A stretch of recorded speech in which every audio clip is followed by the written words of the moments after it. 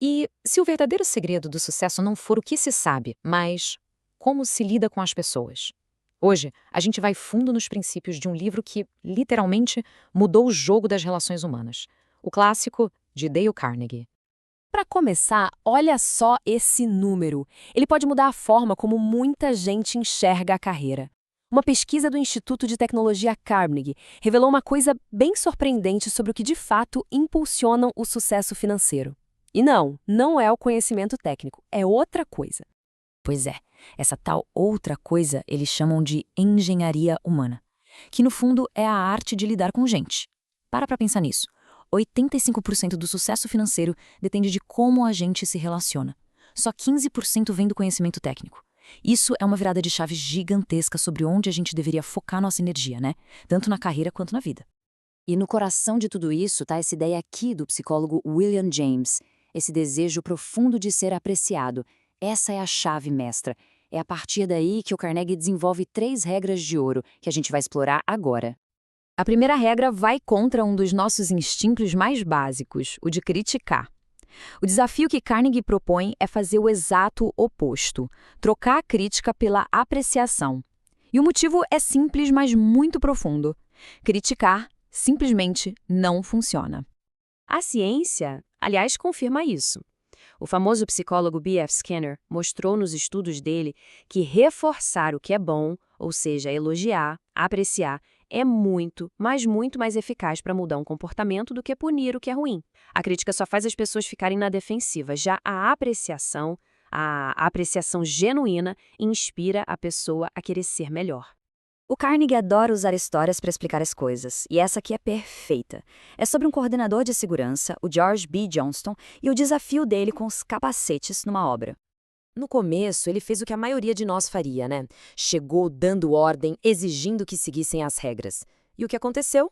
Claro, os trabalhadores colocavam um capacete, mas só enquanto ele estava olhando.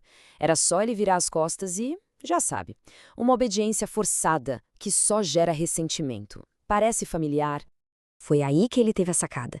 Em vez de criticar, ele tentou entender. Ele se aproximou dos trabalhadores e, num tom amigável, perguntou se os capacetes incomodavam, se não estavam ajustados direito. Uma pergunta genuína, uma mudança sutil que muda o jogo todo. E aqui está o pulo do gato.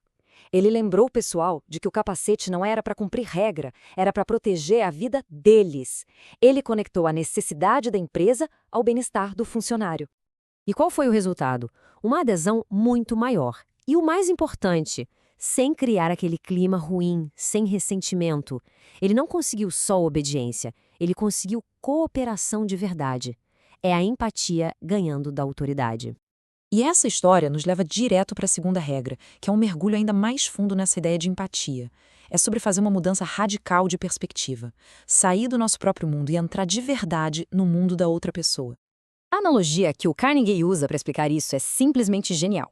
Não adianta nada colocar no anzol a isca que a gente gosta. Tem que pensar no que o peixe quer comer. Nas relações humanas é a mesma coisa.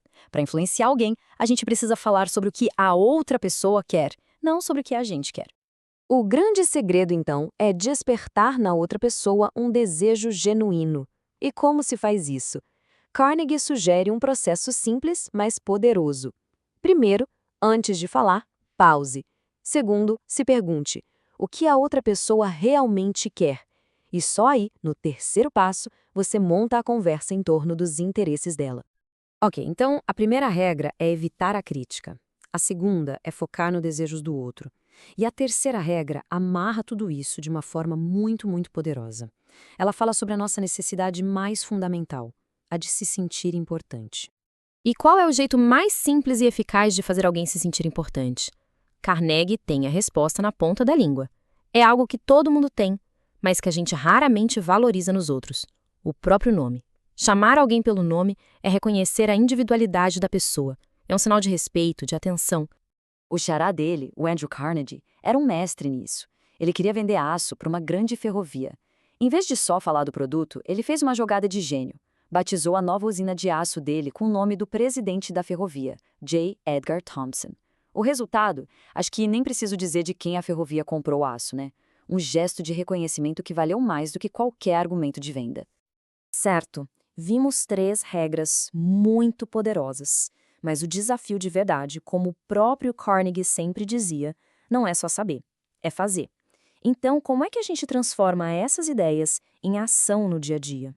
Vamos só recapitular rapidinho as 3 regras de ouro. Primeira, troque a crítica pela apreciação. Segunda, saia do seu mundo e entre no mundo da outra pessoa. E terceira, faça as pessoas se sentirem genuinamente importantes. Juntas, elas não são só técnicas, elas são, na verdade, uma nova maneira de enxergar e de interagir com todo mundo ao nosso redor. E o valor real de tudo isso não está em só concordar com as ideias, mas em colocar em prática. A pergunta que fica é: qual pequena atitude, uma única ação, pode ser tomada hoje para aplicar um desses princípios? A verdadeira transformação começa no primeiro passo. É como disse o filósofo Herbert Spencer: o grande objetivo da educação não é o conhecimento, mas a ação. As ideias de Carnegie nos dão um mapa.